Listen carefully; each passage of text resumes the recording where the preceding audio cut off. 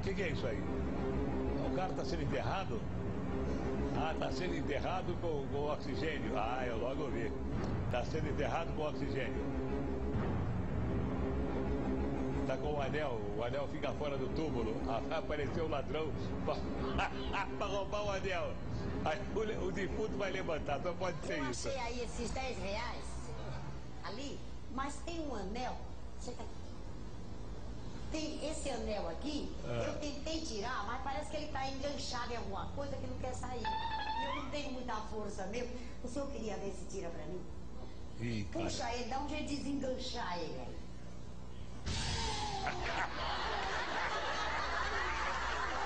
O defunto levantou o braço.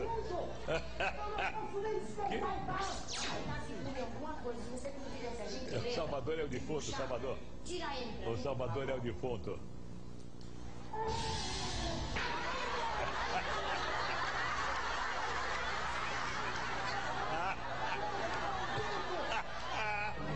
Caiu. Aí agora eu... O que vai fazer? É o cemitério ou não? Ali é cemitério, é cemitério, é.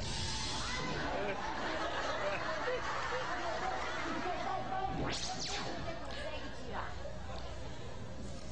Mas tira mesmo.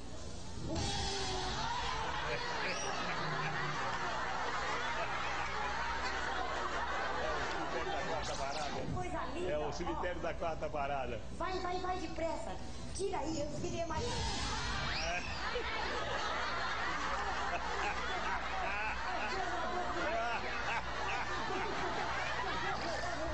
Ai, tá bom.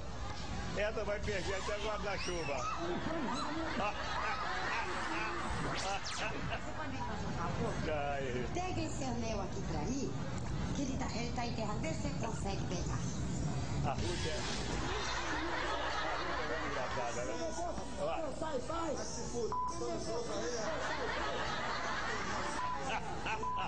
Esse aí não tem medo. Ele é coveiro, por causa disso, ele é coveiro. Agora, vamos ver mais uma, vamos lá, mais uma, quero ver mais uma.